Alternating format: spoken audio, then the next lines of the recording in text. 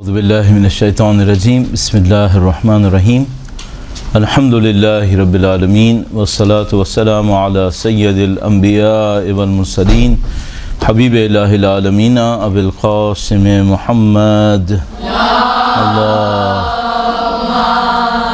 صلی علی محمد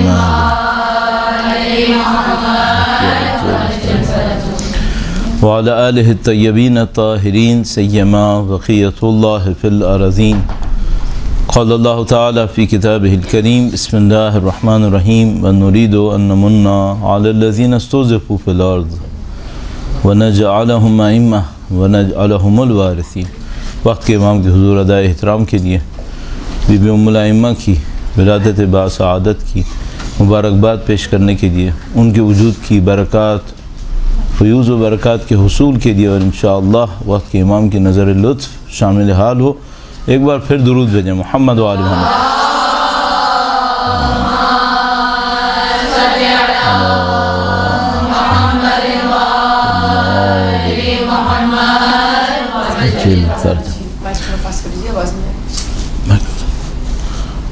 ایک بار پھر درود بھیجے گا محمد و آل محمد۔ صلی علی محمد۔ خدا نوتار کا انتہائی شکر ہے، انتہائی احسان ہے، اس نے ہمیں قرآن و اہل بیت اطہار علیہ السلام کی ہدایت نصیب فرمائی، اہل بیت اطہار علیہ السلام کے ماننے والوں میں سے، ان کے چاہنے والوں میں سے قرار دیا۔ انشاءاللہ پروردگار عالم ان کوششوں کے صدقے میں ہمیں ان کے شیعوں میں سے قرار فرمائے انشاءاللہ تعالی۔ بی بی کی ذات کے حوالے سے اس محترم موقع کے اوپر چند نکات آپ کی خدمت میں عرض کرنے، اور ان میں سے ظاہر ہے کہ کئی نکات ایسے ہو سکتے ہیں جو آپ نے پہلے بھی سنے ہوں گے، اور کوشش کریں گے کہ اس کو ایک اور انداز میں عرض کرنے کی کوشش کریں۔ کچھ نکات جو ہیں وہ نظریاتی ہیں، اور ان میں سے کچھ نکات ایسے ہیں جن کا عملی پہلو بھی بنتا ہے۔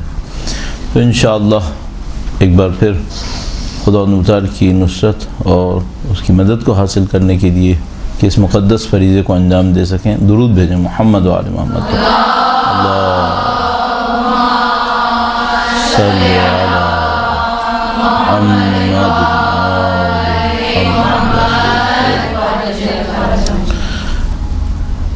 شاید دنیا اسلام کے اندر جن چیزوں پر اتفاق پایا جاتا ہے، جس کو ٹیکنیکلی اجماع کہتے ہیں، ساری امت اس کے اوپر اجتماع کر لیتی ہے، علماء کا بھی اجتماع ہو جاتا ہے، راویوں کا بھی اجتماع ہو جاتا ہے۔ آپ کو پتہ ہی ہے اجماع کئی انداز میں بیان ہوتا ہے، تو جس موضوع کے اوپر اور جس بیان کے اوپر تقریباً ہر قسم کا اجماع حاصل ہے، وہ یہ ہے کہ اللہ کے نبی نے اپنی صاحبزادی کی تعظیم اور تکریم کچھ اس انداز میں کی ہے جو دنیا میں کسی اور کے لیے نہیں کی۔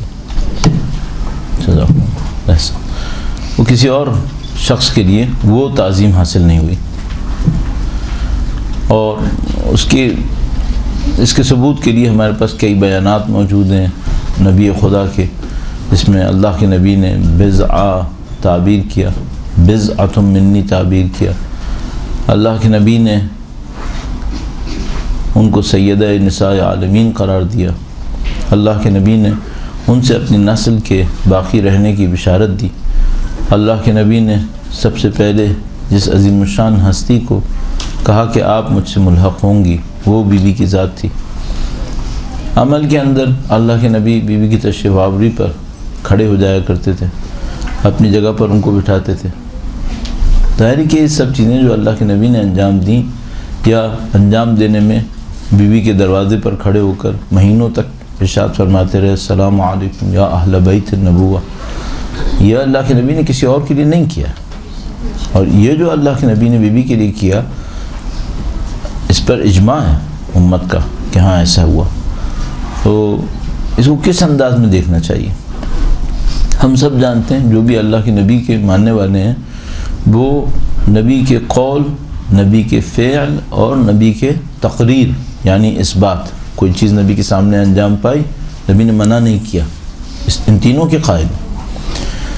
تو قول بھی حجت ہے، فعل بھی حجت ہے، سکوت بھی حتیٰ نبی کا کسی چیز کے مقابلے میں خاص حالات کے اندر اگر نہ ہو تو پھر حجت ہے۔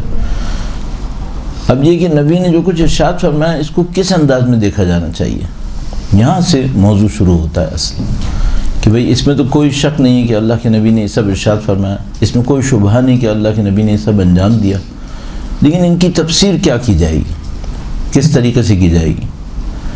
جب ہم سب کو معلوم ہے کہ اللہ کے نبی نے یہ سب کچھ بیٹی ہونے کے ناطے نہیں کیا، ورنہ اللہ کے نبی تمام امت کے والدین پر یہ حکم نافذ کرتے کہ بھئی وہ بھی اپنی بیٹیوں کے ساتھ اسی طرح سے کریں۔ تو اللہ کے نبی نے ایسا کوئی مستحب نہیں دیا جس میں جو کچھ انہوں نے اپنی صاحبزادی کے لیے انجام دیا وہ باپ کے لیے مستحب ہو کہ اپنی بیٹی کے لیے انجام دے۔ تو اس کا مطلب یہ ہے کہ معاملہ باپ بیٹی کا نہیں ہے، معاملہ کسی اور انداز میں دیکھنے کا ہے۔ اب وہ جو کوئی اور انداز ہوگا وہ کیا انداز ہوگا؟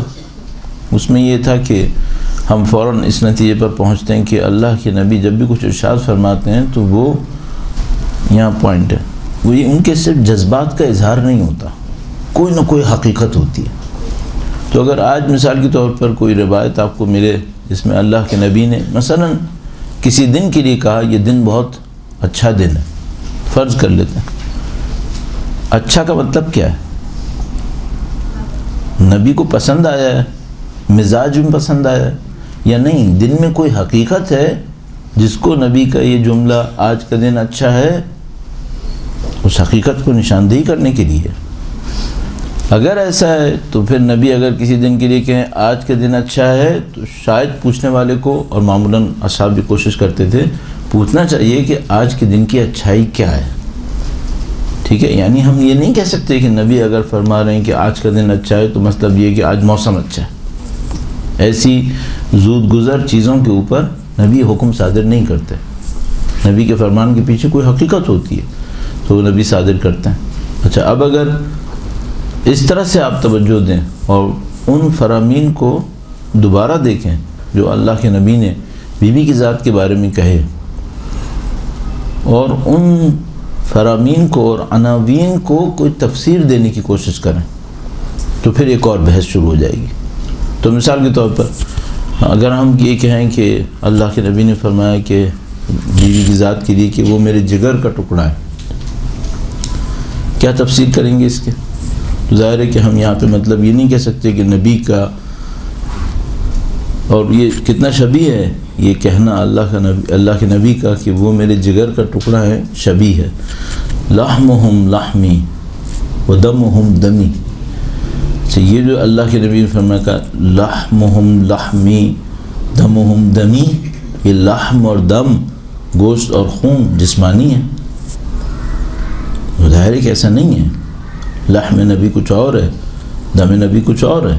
تو مثلا ایک تفسیر یہ ہے کہ ہم یہ کہیں کہ نبی فرمانا چاہ رہے ہیں کہ یہی میری نسل ہے، یہی میری نسل ہے۔ نسل جسمانی ہے، روحانی ہے، بظاہر تو جسمانی بنتی ہے، لیکن نبی کے جسمانی نسل کی طرف اشارہ کر رہے ہیں۔ اگر جسمانی لینا ہوتا تو لحم کو جسمانی لے لیتے ہیں، کوئی بھی نہیں کہہ رہا۔ تو لحمہم لحمی دمہم دمی بضعۃ منی، میرے جگر کا ٹکڑا ہے، اس کا مطلب آپ کہیں گے کہ نہیں، یہ نبی کسی حقیقت پہ اشارہ کر رہے ہیں اور وہ حقیقت جسمانی حقیقت نہیں ہے، کوئی اور حقیقت۔ جو کوئی اور حقیقت، کیا حقیقت ہو سکتی ہے؟ اب آپ اس جگہ پہ داخل ہوتے ہیں جہاں پہ آپ کہتے ہیں کہ یہ جگہ اب ایک لحاظ سے ہم کہتے ہیں کہ پراسرار ہے، کہ بھئی ہمیں نہیں معلوم۔ کیوں؟ چونکہ ہم سب کو معلوم ہے اللہ کے نبی نے اپنی صاحبزادی کے لیے فرمایا ام ابیہا، صحیح، ام ابیہا کا مطلب ہے اپنے باپ کے لیے ماں ہے۔ اچھا، اس کی تشریح کیا کریں گے آپ؟ اس کی ایک تشریح کریں گے کہ جس طرح ماں دیکھ بھال کرتی ہے اور پریشان ہوتی ہے اپنی اولاد کے لیے، میری بیٹی میرے لیے اس طرح سے ہے، صحیح۔ اچھا، اگر یہ جذباتی بات ہوئی، یعنی نبی کی جذبات کی عکاسی ہوئی، ہم نے سوچا تھا کہ نہیں، نبی جب بات کہتے ہیں تو صرف جذبات کی عکاسی میں نہیں کہتے بلکہ کسی حقیقت پہ اشارہ کرتے ہیں۔ اب پھر خطرناک جگہ ہے یہاں پہ، اگر نبی کی حقیقت میں ان کی صاحبزادیاں ان کے لیے ماں کا درجہ رکھ رہی ہیں نبی کی حقیقت رحمت للعالمین ہے، نبی کی حقیقت افضل الانبیاء والمرسلین ہے۔ اس درجے میں ماں کی حیثیت رکھنے کا مطلب کیا ہے؟ جگر انسان کے وجود کا وہ حصہ ہوتا ہے جہاں سے ساری انرجیز ریلیز ہو رہی ہوتی ہیں، اور بضعۃ منی، فاطمہ میرے جگر کا ٹکڑا ہے۔ کیا مطلب لیں گے پھر اس کا؟ تو آپ کو پہلے ہی سوچنا پڑے گا کہ آپ نے نبی کی گفتگو کو حقیقت میں ترجمہ کرنا ہے، صرف الفاظ اور جذبات میں اور مادیات میں ترجمہ نہیں کرنا۔ اگر یہ نہیں کرنا ہے تو پھر جو کچھ کرنا ہے وہ مقام پھر بہت اونچا ہے۔ پھر اگر یہ سمجھ میں آ جائے، مثال کے طور پر کہ ماں کا ایک کردار ہوتا ہے وجود دینے والا، ماں کا کردار وجود دینے والا کردار ہوتا ہے، یعنی مثلا اولاد کی کہ وجود کے اندر ماں بنیادی حیثیت رکھتی ہے۔ اللہ کے نبی نے فرمایا کہ یہ اپنے باپ کے لیے ماں ہے۔ وجود نبوی میں کوئی بنیادی حیثیت ہے کیا بیوی کی ذات مقدس کے لیے؟ یہ وہ جگہ ہیں جس کو ہم لوگ کہتے ہیں سب پراسرار ہو گیا معاملہ، ہمیں سمجھ میں نہیں آ رہا۔ اور اگر اس کو ہم تھوڑا بہت ڈیل کر سکیں کہ بھئی یہ کیا معاملہ ہے، یہ جگر کیوں کہا اللہ کے نبی نے، تو پھر ہمیں یہ بھی سمجھ میں آتا ہے کیوں اللہ کے نبی کھڑے ہو جایا کرتے تھے۔ اس کا مطلب ہے کوئی نہ کوئی وجود کے اندر، بیوی کے وجود مقدس کے اندر کوئی نہ کوئی ایسی حقیقت ہے، اس حقیقت کا تعلق کسی طریقے سے نبی کے وجود مقدس کی انتہائی کوئی اعلیٰ حقیقت ہے اس کے اندر ہے۔ اب ہمیں کچھ نہیں معلوم، اس سے زیادہ میرا اپنے خیال ہے میرے جیسے فرد کے لیے تو ناممکن ہے، نہیں معلوم اور لوگوں کو شاید پتہ ہوگا کہ اس کو ہم کیسے تفسیر کریں گے، لیکن مجھے سمجھ میں آتا ہے کہ کم از کم یہاں تک آنا پڑے گا، اور اگر یہاں تک نہیں آئے تو باقی تو سب جسمانی اور جذباتی باتیں رہ جائیں گی، پھر ان میں وہ گہرائی نہیں ہے جو نبی کے قول کے اندر گہرائی ہوتی ہے۔ اگر گہرائی میں جائیں گے تو پھر بی بی کا وجود مقدس کوئی پراسرار وجود ہے پھر۔ اور شاید اسی لیے یہ جو ہمارے پاس صلوات موجود ہے بی بی کے نام کے لیے کہ اللہم صلی علی فاطمہ و ابیہا و بعلہا و بنیہا و سر المستودع فیہا، اس سر المستودع بھی شاید کوئی ایسی چیز ہو کہ بیوی کی ذات پر ان کے والد، ان کے شوہر، ان کی اولاد، اور اس راز پر جس کو بیوی کی ذات نے ودیعہ رکھا گیا ہے، امانت رکھا گیا۔ یہ کون سا راز ہے؟ تو اب مثال کے طور پہ اس راز کی بھی اگر ہم تشریح کریں تو پھر ہم، اور اگر اس ام ابیہا کی طرف دیکھیں، بضعۃ منی کی طرف دیکھیں، تو پھر وہ راز کوئی بہت عظیم الشان راز ہے۔ اور شاید اس راز کو دیکھتے ہوئے ہمیں پھر وہ جو بعد میں آنے والے ائمہ نے جملہ ارشاد فرمایا کہ ہم حجت ہیں اللہ کے اوپر اور بیوی کی ذات حجت ہے ہمارے اوپر، وہ سمجھنا ہوتی ہے۔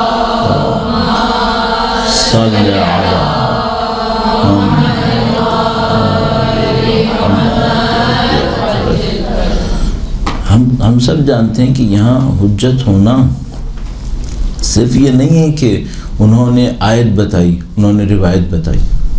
ائمہ کا ہمارے اوپر حجت ہونا صرف ابلاغ کی حد میں نہیں ہے، ان کے وجود ہمارے وجود سے برتری رکھتا ہے تو وہ حجیت پہ پہنچا ہے۔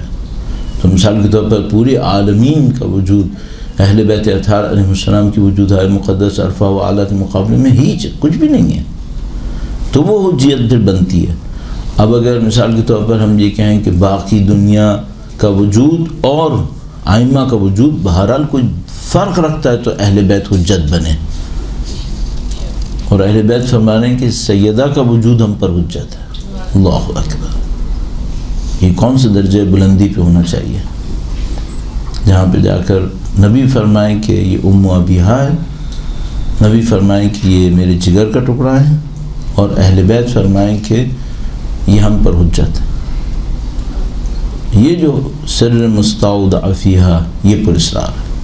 یہ سمجھ میں آتا ہے کہ یہ ہم لوگوں کی بس کی بات نہیں ہے، بس یہ سمجھ میں آتا ہے کہ یہ وہ چیزیں سادہ نہیں ہیں کہ باپ اپنی بیٹی کے لیے کچھ جذبات کا اظہار کرے، یا اہل بیت اطہار علیہ السلام بیوی کی قربانیوں کو دیکھتے ہوئے ان کے وجود کی عظمت کا بیان کریں، نہیں، قربانیوں سے بڑھ کر ان کے وجود کے اندر خود کوئی عظمت ہے۔ وہ قربانیاں شاید اس وجود کی عظمت کو ثابت کرنے کے لیے تھیں، لیکن خود وجود کے اندر کوئی عظمت سمجھ میں آتی ہے تو یہ سب کچھ انجام پایا۔ پھر انشاءاللہ پروردگار ہم سب کو ان کی شفاعت کے حصول میں کامیاب فرمائے انشاءاللہ تعالی، اور ان کی اولاد طاہرہ کی نصرت اور ان کی حمایت اور اصلاح میں شہادت نصیب فرمائے انشاءاللہ تعالی۔ درود بھیجے گا محمد و آل محمد صلی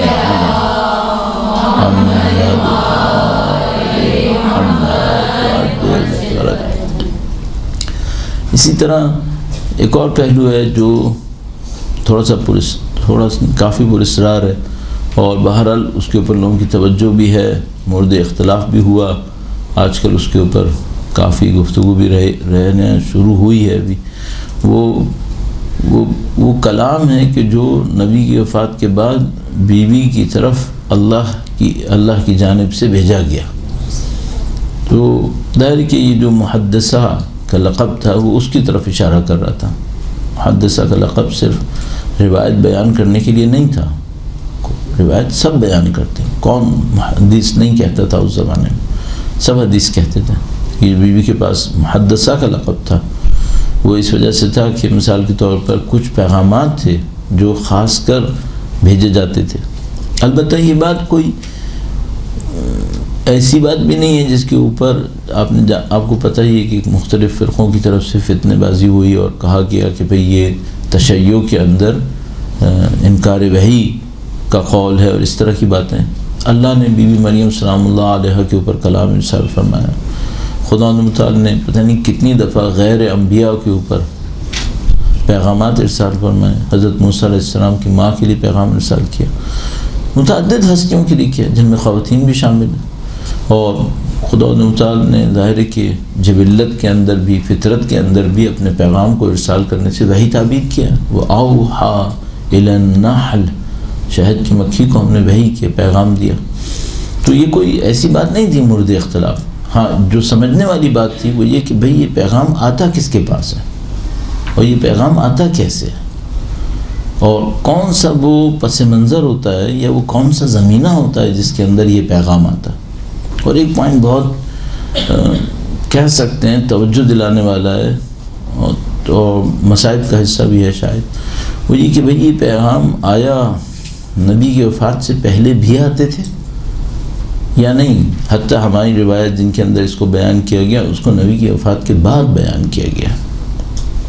یہاں پہ ایک عجیب پہلو ہے، اور وہ پہلو یہ ہے کہ جب اس پیغام کے حوالے سے روایات کو بیان کیا گیا تو اس میں لکھا کہ بی بی شدت غم میں تھیں اپنے والد کے جانے کے بعد، اور اس شدت غم میں گویا تسلی کی خاطر اللہ کی طرف سے یہ پیغامات ارسال ہو رہے تھے۔ یہاں پہ ایک پہلو ہے، وہ ہے غم کی حالت میں انسان کا ترقی کرنا۔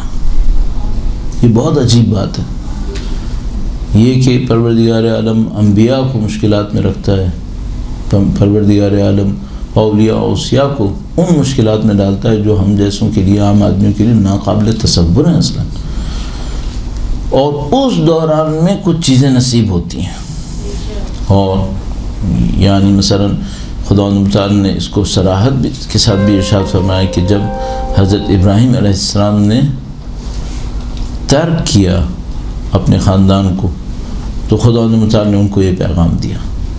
اس طرح بہت ساری جگہوں پر ہے کہ جب انسان کسی مشقت سے گزرتا ہے، کسی سختی سے گزرتا ہے، کسی شدید غم میں آتا ہے، اور جس کو مثبت اگر ٹرم میں استعمال کریں، اضطراب کا لفظ منفی میں بھی استعمال ہوتا ہے لیکن اضطراب کا لفظ مثبت میں بھی استعمال ہوتا ہے۔ اگر انسان ایک ایسی حالت میں آ جائے کہ جس کو قرآن کریم فرماتا ہے امن یجیب المضطر، اضطراب، ایک ایسی جگہ کے اوپر آ جائے جہاں پر وہ سمجھ جائے کہ وہ منقطع ہے ہر چیز سے سوائے خدا کی۔ صحیح؟ تو آیا غم میں ایسی کوئی چیز ہوتی ہے کہ انسان کسی غم کی وجہ سے کسی ایسی جگہ کے اوپر پہنچ جاتا ہے جہاں اسے کچھ نصیب ہوتا ہے؟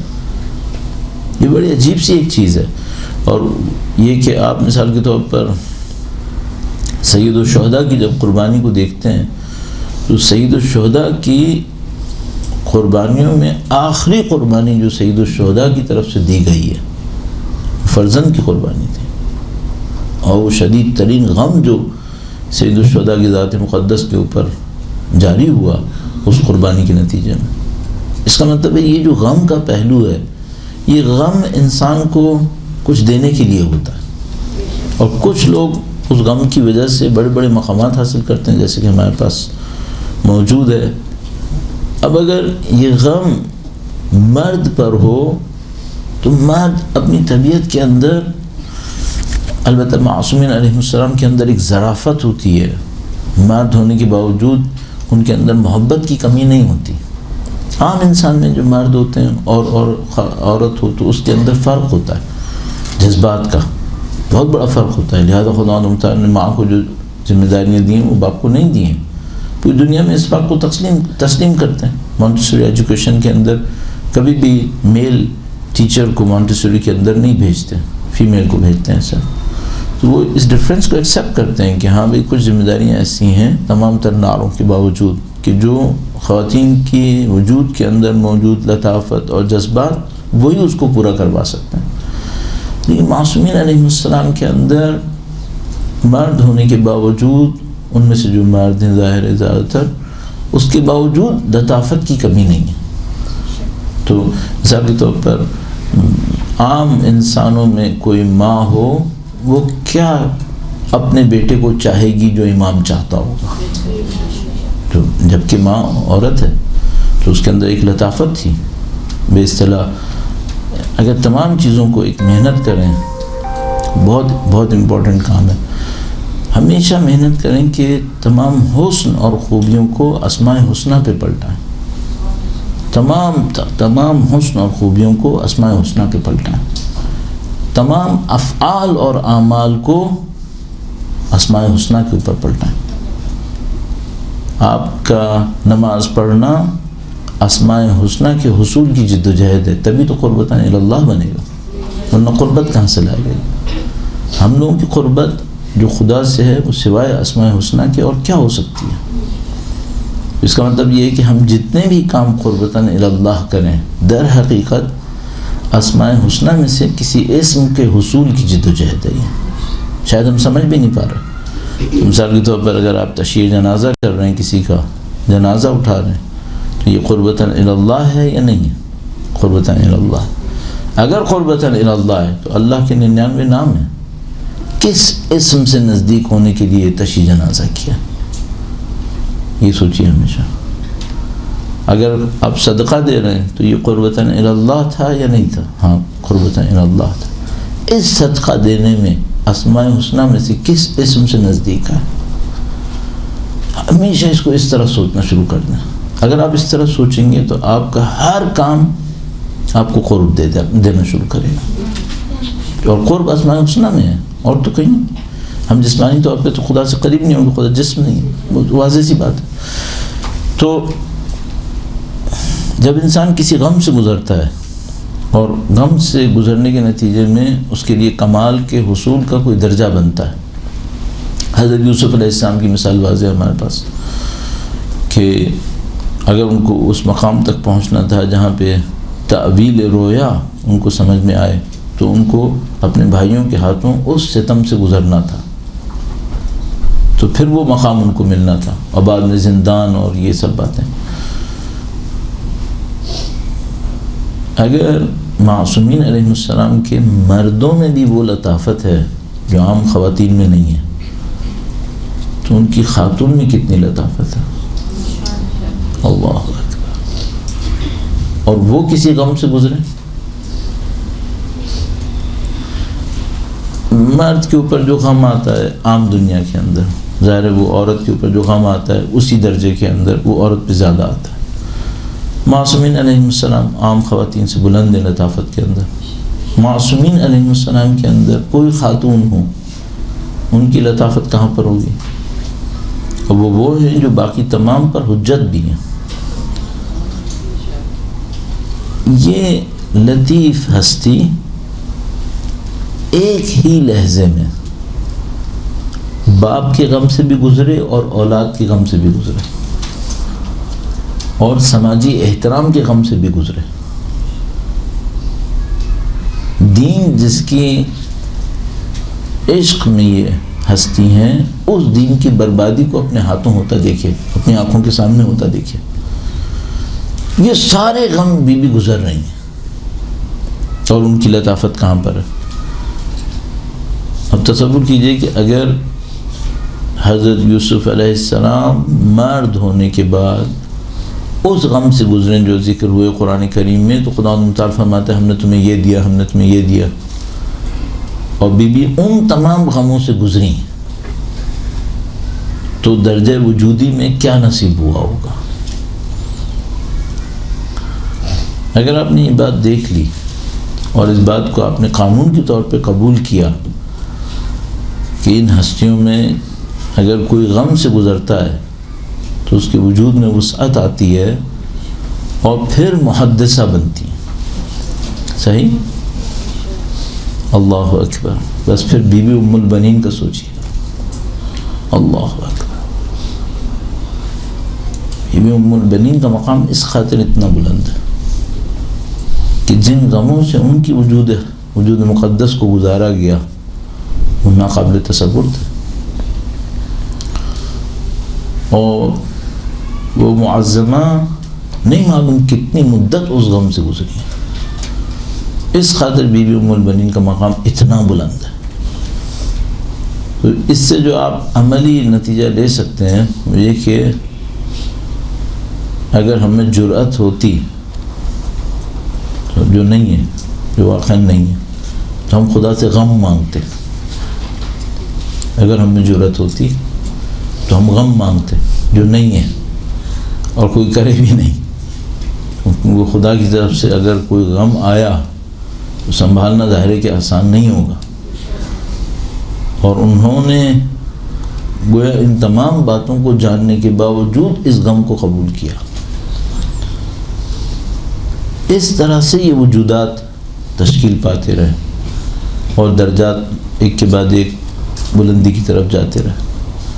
بی بی کی عظمت پر، بی بی ام البنین کی عظمت پر، اہل بیت اطہار علیہ السلام کی خواتین میں ظاہر ہے کہ بہت ساری خواتین ہیں جن کا نام اس سلسلے میں لیا جائے گا. ہم نے بی بی ام البنین کا تذکرہ کیا، کیسے ہو سکتا ہے کہ بی بی زینب کبریٰ سلام اللہ علیہا، اللہ صلی علیہ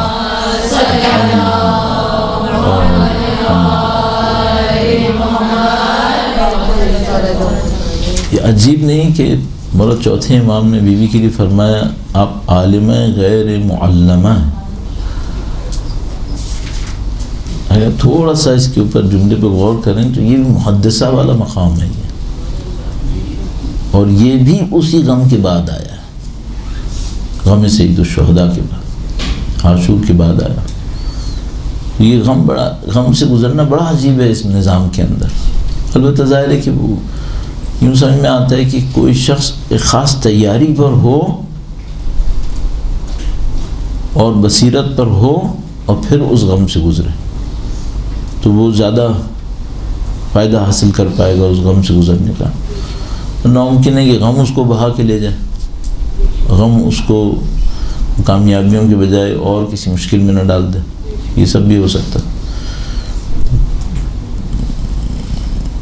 اور اسی بات کو پھر اگر ہم اس پہ دیکھیں کہ بھئی اسماء حسنہ میں سے کون سے اسم کی طرف یہ سفر ہوتا ہے، نہیں معلوم کون سے کے اوپر رکھیں گے اس کو، لیکن بہرحال حلم شاید سمجھ میں آتا ہے کہ حلم اور علم، شاید یہ غم یہ دو چیزیں دلاتا ہے، حلم دلاتا ہے اور علم دلاتا ہے. یہ جو سفر غم کے اندر انسان کرتا ہے قربۃ اللہ کا، شاید ان دو اسماء حسنہ کا سفر ہے. اور یہ خدا متعال کی سنتوں میں سے ایک سنت ہے، حلم، کتمان. ہمارے پاس گویا ہمیں ذہن میں نہیں، مولا چھٹے امام کی یا مولا آٹھویں امام کی روایت ہے. آپ کے ذہن میں شاید اللہ صلی علی محمد عجل فرج، بہت اہم روایت ہے. امام نے فرمایا کہ تین سنتوں کے حصول کے بغیر کوئی مومن نہیں ہو سکتا. 3 سنتوں کے حصول کے بغیر، ایک سنت اللہ کی، ایک سنت نبی کی، اور ایک سنت ولی و وصی کی. اما سنت اللہ فکتمان السر، راز کی حفاظت. راز کی حفاظت وہ علم ہے میرے خیال میں، سمجھ میں آتا ہے. کیونکہ خدا جیسے محبت ماہ رمضان کی دعاؤں میں بھی ہے کہ خدایا حمد ہے تیرے حلم پر، تیری قدرت کے باوجود. قادر تھا اور ہمارے گناہوں پہ عالم بھی تھا، لیکن حلم دکھایا، صبر کیا. اس معنی میں صبر کہہ سکیں گے. تو پہلی سنت کتمان السر اللہ کی سنت ہے، دوسری سنت نبی کی سنت.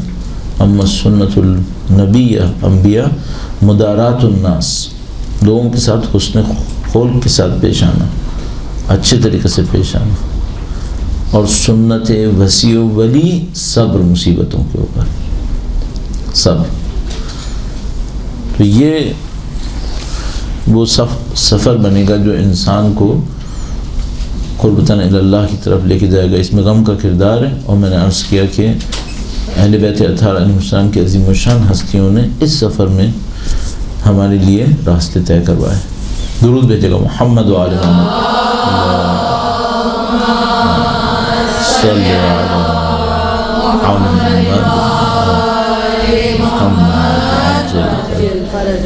اور یہ جو حلم اور علم کا رابطہ ہے وہ بھی شاید ہم لوگوں کے لیے بہت بڑا پوائنٹ ہے. یعنی اگر واقعاً ہم لوگ رٹے رٹائی کی طرف جانا چاہ رہے ہیں تو وہ دنیا کا ہر روبوٹ کر سکتا ہے. رٹی رٹائی باتیں وہ دنیا کا ہر روبوٹ کر سکتا ہے. کسی آپ اسکل کی طرف جانا چاہ رہے ہیں جیسے خطابت، اسکل، فن، صلاحیت، تو وہ آپ پریکٹس سے کر سکتے ہیں. پریکٹس سے ہر چیز مل جاتی ہے. لیکن اگر آپ علم کی طرف جانا چاہ رہے ہیں، واقعی علم کی طرف، تو وہ آپ کو حلم اور صبر کے اندر مل سکتا ہے، اس کے سوا نہیں مل سکتا. تو اگر کوئی شخص یہ کہے کہ میں شہرتوں کے پیچھے بھی جاؤں گا، میں پیسے کے پیچھے بھی جاؤں گا، میں نفس پرستی بھی کروں گا اور مجھے علم ملے، یہ نہیں ہو سکتا. آپ رٹے رٹائے روبوٹ بن سکتے ہیں، آپ اسکلفل اوریٹر بن سکتے ہیں، ماہر سخنور بن سکتے ہیں، لیکن آپ صاحب علم نہیں بن سکتے سوائے صبر کے. اس صبر میں سب شامل ہوگا. آپ کو کبھی اپنی شخصیت کی پامالی پہ صبر کرنا پڑے گا. ممکن ہے کہ آپ کو کبھی لوگوں کی مخالفتوں کے اوپر صبر کرنا پڑے. لیکن اگر یہ صبر آپ کے اور میرے اندر نہیں ہے تو پھر ہمارے پاس علم بھی نہیں ہے. اور یہ بات بھی سمجھ میں آتی ہے، ہم سب کو یہ بات بہت اچھی طرح پتہ ہے کہ مادیات کے اندر بڑھانا اور گھٹانا ایک رات میں نہیں ہوتا. کوئی درخت ایک رات میں مثال کے طور پر 10 فٹ اونچا نہیں ہوگا، مثلا گریجولی بڑھے گا. کوئی درخت ایسا نہیں ہوگا کہ ایک رات کے اندر 50 میٹر سے 50 فٹ سے اچانک 2 فٹ کا رہ گیا. کاٹنے کا علیحدہ مسئلہ ہے، ویسے تو نہیں ہوگا. ایک آدمی جسمانی طور پر اگر فرض کر لیجیے 6 فٹ کا ہو گیا ہے تو وہ ایسا نہیں ہوگا کسی رات کو سوئے تو 4 فٹ کا ہو گیا، یہ نہیں ہوگا. بچہ کوئی 4 فٹ کا تھا مثلا وہ اچانک 6 فٹ کا ہو جائے، یہ نہیں ہو سکتا. جسمانیات میں ایسا نہیں ہوتا.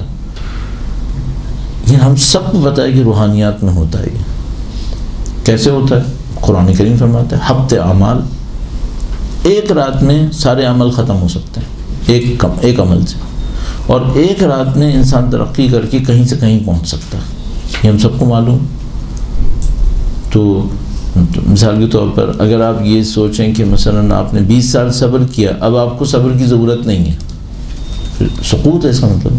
اور ایک رات میں اس 30 سال کی محنت ضائع ہو سکتی ہے.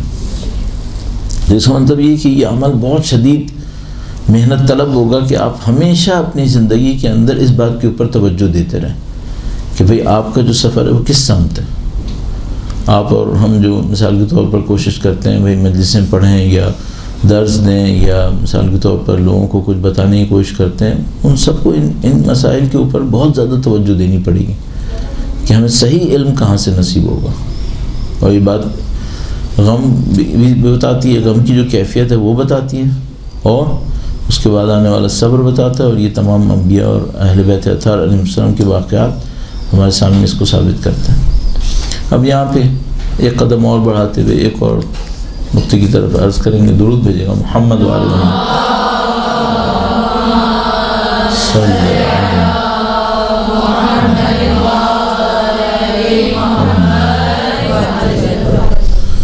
بہت نفیس عادت، سنت، حکم، نصیحت سب آتی ہے، وہ ہے خدا سے کلام کرنا۔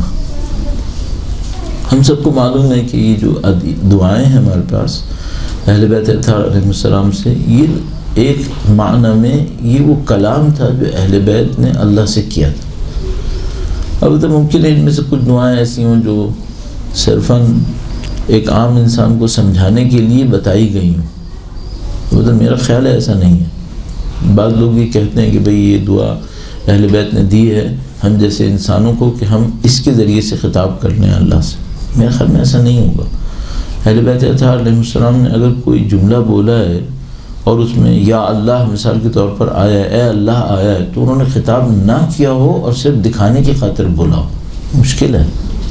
یقیناً خطاب کیا ہوگا، ورنہ وہ نہیں آتا، پھر دکھاوے کے لیے تھوڑی کریں گے۔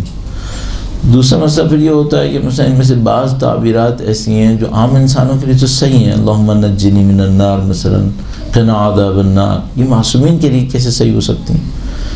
وہ بھی کوئی مسئلہ نہیں ہے۔ اس میں یہ تھا کہ کچھ حقائق ایسے ہوتے ہیں کہ جو ایک لیول پر ایک ہوتے ہیں، اس کے لاکھوں لیولز ممکن ہیں، بالکل جیسے لائٹ۔ آپ کے پاس ایک چھوٹی سی LED لائٹ ہو سکتی ہے، آپ کے پاس ایک 100 واٹ کا بلب ہو سکتا ہے، آپ کے پاس ایک سورج ہو سکتا ہے۔ تو یہ جو واقعیات ہوتی ہیں یہ ریلیٹیو ٹرمز ہوتی ہیں، اس کا ایک کم درجہ ہوتا ہے، اس کا زیادہ درجہ ہوتا ہے، اس کا بہت زیادہ درجہ ہوتا ہے۔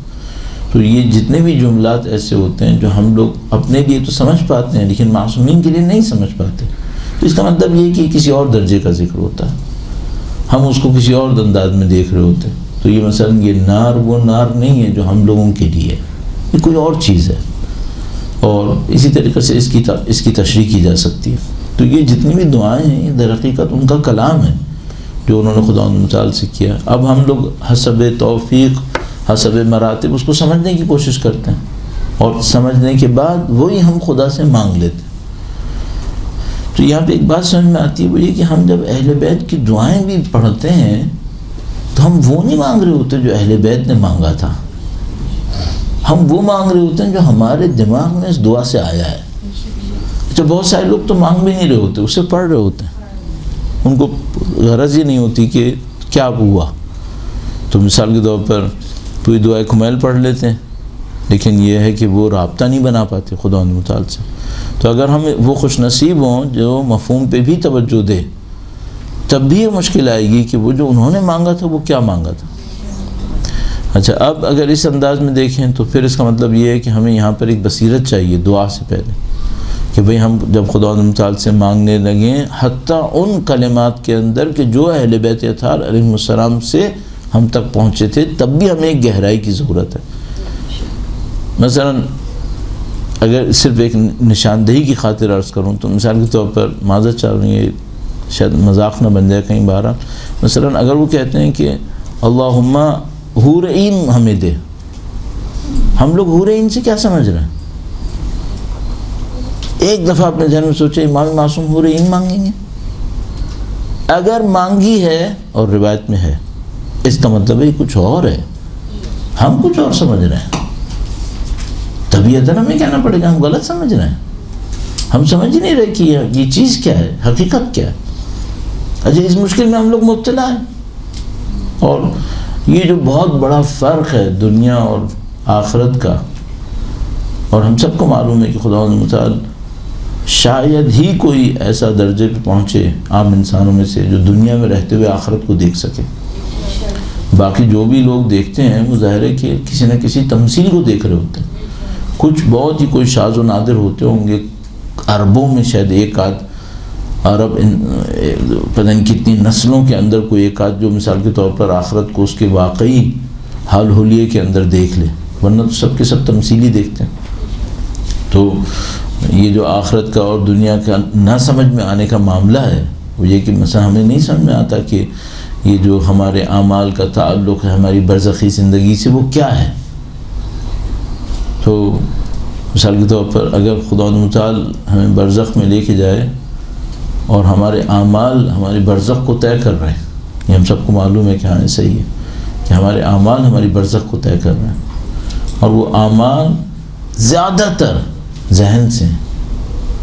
ہم لوگ ذہن سے جو اعمال انجام دیتے ہیں وہ جسم کے اعمال کے مقابلے میں کئی گنا زیادہ ہیں.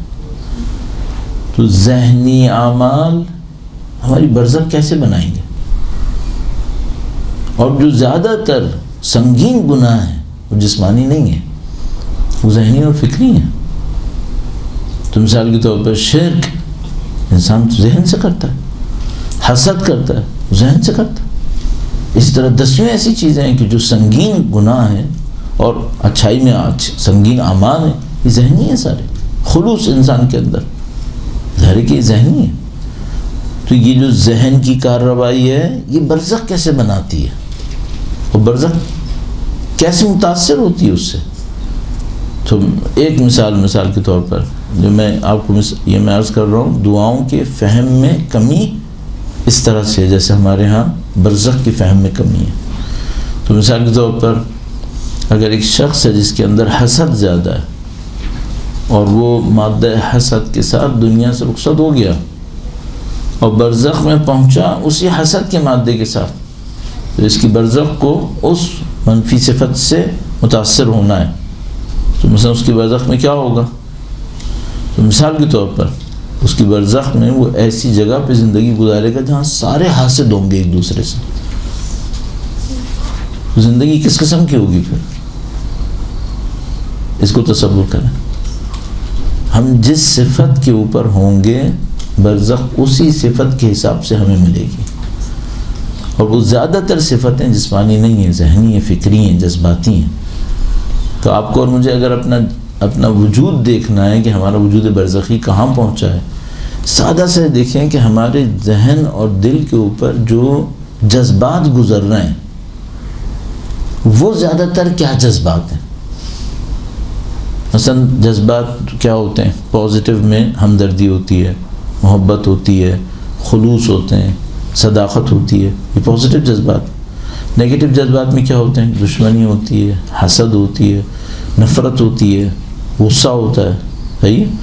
تو اگر مجھے اپنا وجود برزخی چیک کرنا ہے کہ میرے وجود برزخی کی کیا پوزیشن ہے، تو میں دیکھوں کہ 24 گھنٹے میں میرے جو جذبات تھے وہ کیا جذبات تھے، ان جذبات کو کنٹرول کر لوں. کیوں؟ اس سے وجود برزخی طے ہو رہا ہے.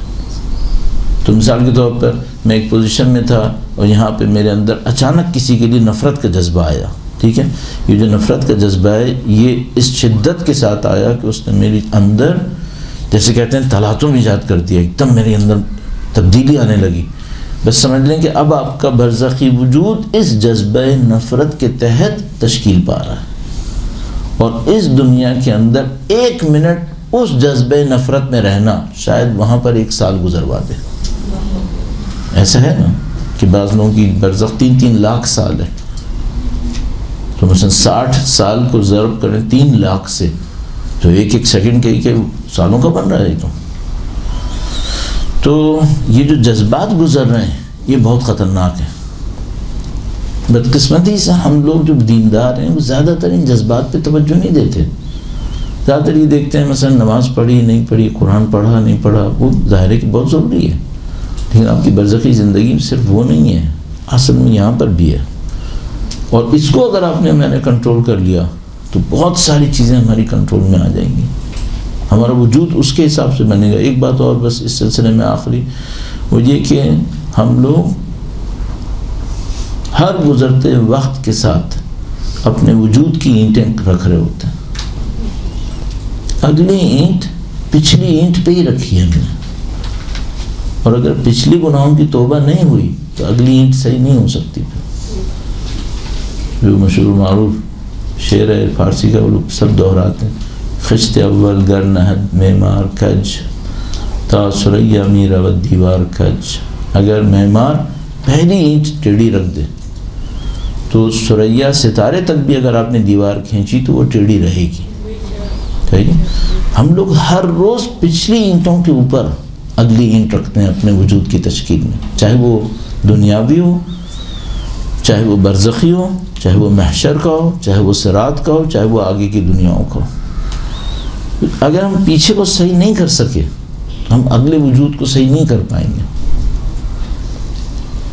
اور بدقسمتی وہ ہوگی کہ جو آئے کریمہ نے فرمایا کلتی نقضت غزلہا من بعد قوت انکاثا، اس کی طرح کہ جس نے اون کو بن لیا، اچھا بن لیا، لیکن بعد میں سارا ادھیڑ دیا. بدقسمتی وہاں پر کہ دیوار اچھی خاصی بنا لی تھی، بعد میں گرا دی. تو یہ سب دعاؤں کے ذریعے، جس طرح یہ ہمیں سمجھ میں نہیں آتا برزخ کی زندگی، اس طرح ہمیں دعائیں سمجھ میں نہیں آ رہی کہ ہم نے دعاؤں کو کس انداز میں دیکھنا ہے. تو جو بہت بڑا کارنامہ ہوا ہے سیرت معصومین علیہ السلام کے اندر، انہوں نے زندگی کو، جو ہماری زندگی تھی، اپنی دعاؤں سے کنیکٹ کیا ہے. یعنی ان کی زندگی کچھ اور تھی، ہماری زندگی کچھ اور تھی، لیکن ان کی دعاؤں میں اتنی وسعت ہے کہ وہ ہماری زندگی میں بھی کارآمد بنی ہوئی ہیں. یہ بڑی عجیب بات تھی. ایک آیت اللہ جو زندگی گزارتے ہیں ہم وہ نہیں گزارتے، تو بہت سارے ان کے کام ایسے ہیں جو ہمارے کام نہیں آتے، لیکن اہل بیت کی دعائیں آتی امیر المومنین سے ہیں لیکن ہمارے لیے بھی مفید ہے، دعائے کمیل کی صورت میں مثلا. تو آپ کو اور ہمیں ان دعاؤں کے اوپر بہت محنت کرنی پڑ جائے گی. اور ان دعاؤں کے اندر جب ہم محنت کرتے ہیں تو پھر ہم دیکھتے ہیں بہت ساری چیزیں ہمارے لیے آسان ہوتی چلی جاتی ہیں. درود بھیجیے گا محمد و آل محمد.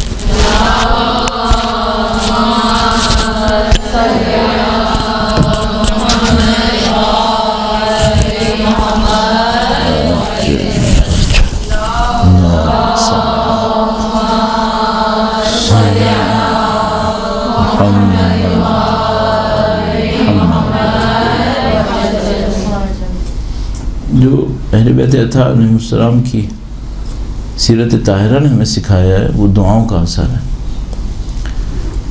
یہ جو ہمارے پاس روایت ہے، اور میں پھر دوبارہ اسی مطلب پہ آتا ہوں کہ گرچہ موقع میلاد کا تھا، شاید غم کا نہیں تھا، لیکن یہ ہے کہ جو بی بی کا ٹائٹل محدثہ تھا وہ اس غم والے بیان کے بغیر نہیں سمجھا جا سکتا تھا. اور اسی طریقے سے وہ معنوی مقام جو بی بی سلام اللہ علیہا کی طرف اشارہ کر رہے ہیں وہ سب چیزیں اس غم کو اور اس زندگی کی سختیوں کو سمجھے بغیر نہیں سمجھی جا سکتی تھی. اس خاطر میں مجبور ہوا. تو یہ جو دعاؤں کا پہلو ہے یہ بھی ایسا ہی ہے. ایک غمزدہ دل کچھ اور دعا کرتا ہے، عام دل ایک اور دعا کرتا ہے، وہ بات نہیں آتی. وہی جو بات شروع میں ہوئی تھی کہ بھئی جو مضطر ہے، کیوں خدا تعالیٰ نے کہا کہ امّن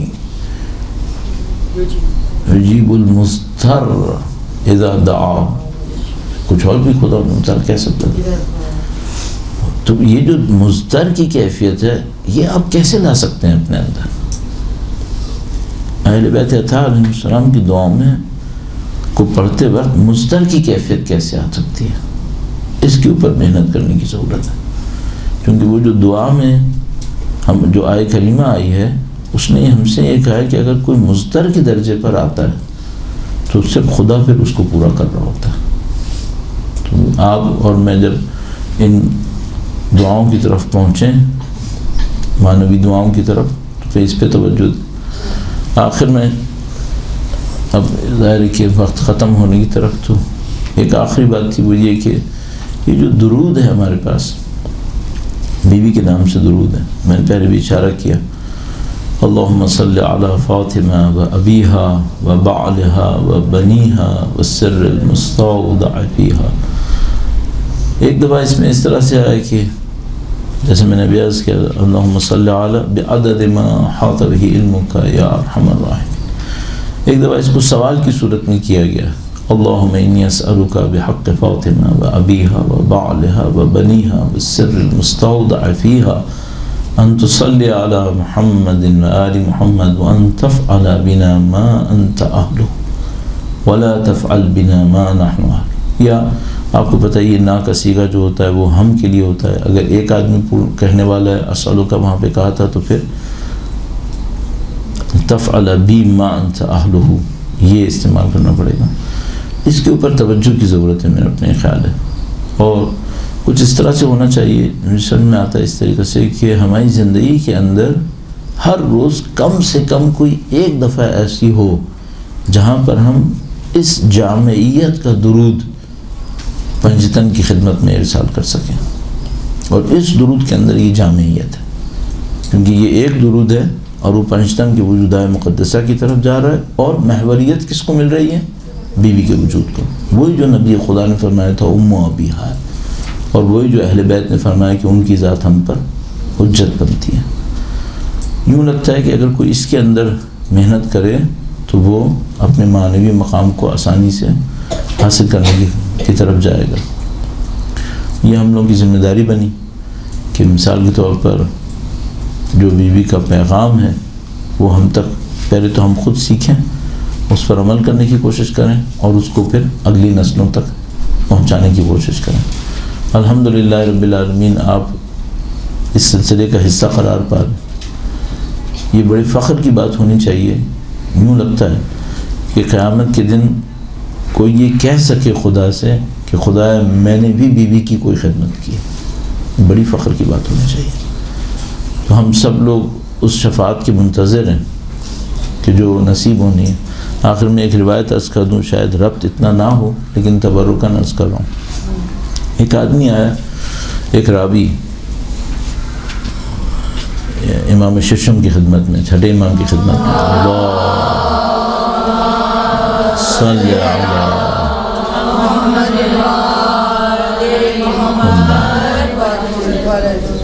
اس نے سوال کیا کہ امام یہ جو آخری لمحہ ہوتا ہے اس میں کیا پیش آتا ہے؟ وہاں پہ کافی لوگ بیٹھے ہوئے تھے.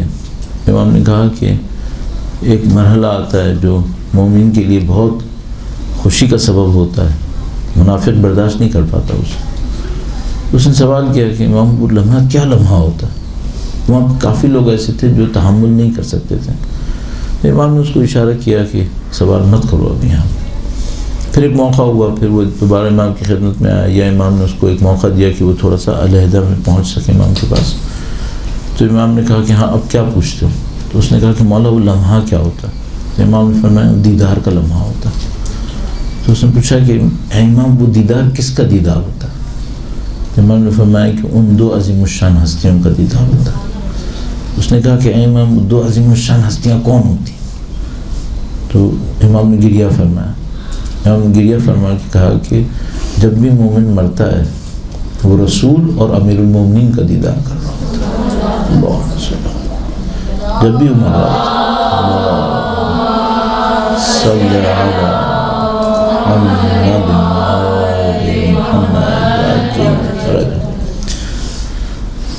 وہ اس دیدار کے اوپر فائز ہوتا ہے.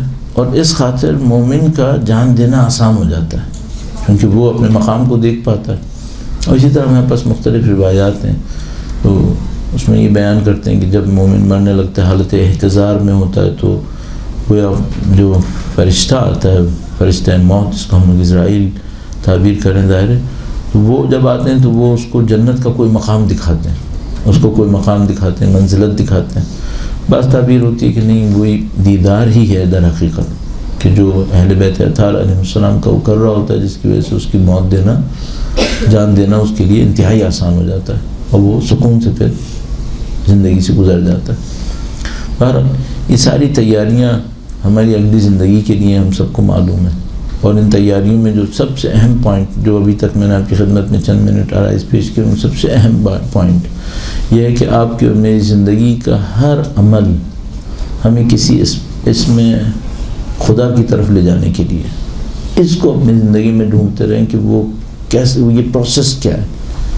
حتیٰ آپ کمانے کی کوشش کر رہے ہیں معاش کی، تو وہاں پہ بھی کچھ ہے کہ جو آپ کو اس اسماء حسنہ میں سے کسی سے نزدیک کرنے کے لیے اس کو ڈھونڈتے رہیں.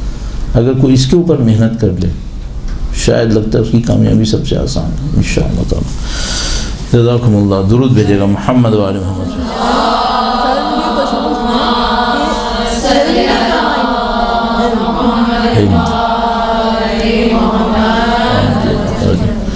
انہوں نے پوچھا حلم کے کیا معنی ہوتے ہیں؟ آپ کے ذہن میں ایک روایت شاید ہوگی کہ ایک بندہ تھا، وہ مولانا سید الشہداء کی خدمت میں حاضر ہوا، اس نے امام سے کچھ مانگا، تو امام نے کہا کہ پہلے تمہاری معرفت کا ہم امتحان لیں گے، جتنی معرفت ہوگی اتنا دیں گے۔ تو اس نے کہا کہ ٹھیک ہے آپ امتحان لیں۔ یہ سب چیزیں میرے خیال میں روٹین میں نہیں ہونی چاہیے ایسی، اس کا مطلب ایک کوئی ایکسٹراڈنری فرد ہو۔ تو امام نے پوچھا کہ بتاؤ انسان کے اندر عظمت کیا ہوتی ہے، انسان کے اندر بڑائی کیا ہوتی ہے، یعنی مثلا ایک انسان اہل کمال ہو تو وہ کیا ہونا چاہیے؟ تو اس میں اس نے جواب میں کہا، تھوڑا سی دیر غور کیا، اس نے زمین پہ دیکھا اور دیکھ کے کہا کہ علم معہ حلم، علم ہونا چاہیے اس کے ساتھ حلم ہونا چاہیے۔ اچھا یہ کیا مطلب وہ علم ہونا چاہیے؟ علم تو واضح معلوم، ذرا جہالت کے مقابلے میں، حلم کس کے مقابلے میں ہوتا ہے؟ بے صبری۔ کیا مطلب؟ مثلا اگر میرے پاس علم ہے تو اس علم کا غلط استعمال کر دوں، حلم نہیں ہے اس کا مطلب۔ علم ہے اور علم کی وجہ سے اپنے آپ کو دوسروں سے برتر سمجھنے لگا، اس کا مطلب حلم نہیں ہے۔ علم ہے اور علم بعض اوقات سختیاں لے کر آتا ہے، سختیوں کو جھیلنے کی طاقت نہیں ہے، اس کا مطلب حلم نہیں ہے اس کے اندر۔ تو یہ علم مع حلم یہ فضیلت ہے، محض علم فضیلت نہیں بن رہی۔ اور اس کے بعد میں نے پوچھا یہ نہ ہو تو کیا ہو؟ تو اس نے کہا فقر معہ صبر، فقر ہو، احتیاج ہو، ناداری ہو، لیکن اس کے ساتھ صبر ہو، یا علم ہو معہ حلم، فقر معہ صبر۔ بیچ میں ایک اور بھی تھا، بیچ میں تھا سیکنڈ لیول پہ یہ تھا مال معہ مروہ، بس پہلے لیول پہ تھا علم معہ حلم، دوسرے لیول پہ تھا مال معہ مروہ، مروت، حیا انسان کے اندر، دوسروں کا لحاظ، تو کسی کو اگر محتاج مسکین دیکھے تو اس کی مدد کے لیے اٹھے، بے حیائی نہ دکھائے، اپنے مال سے صحیح استفادہ کرے، مال کو اپنے لیے نہ رکھے۔ تیسرے لیول پہ تھا، امام نے پوچھا یہ بھی نہ ہو تو کیا ہو؟ تو اس نے کہا فقر معہ صبر، ٹھیک ہے مال نہیں ہے، فقیر ہے تو پھر صابر ہو، فقیر جو ہے بے صبرانہ بن جائے، صحیح ہے۔ اور عجیب بات جو ہے نا وہ یہاں پر ہے، اس روایت میں کچھ جگہوں کے اوپر روایت یہاں پہ ختم ہوتی ہے، ایک آدھ جگہ میں نے دیکھا یہاں پہ ختم نہیں ہو رہی۔ امام نے پوچھا اگر یہ بھی نہ ہو تو کیا ہو؟ تو اس نے کہا کہ اے امام پھر اس آدمی میں کچھ نہیں ہے، اس کو آسمان سے بجلی گر کے جلا دے۔ عجیب ہے کہ امام نے کہا صحیح کہا تم، صحیح کہا، اس میں کچھ نہیں ہے۔ پھر چیلنج یہاں پر ہے کہ اگر یہ تین لیول بھی نہیں ہے تو پھر قابل قدر انسان نہیں ہے، پھر چیلنج یہاں ہے۔ درود بھیجے محمد و آل محمد۔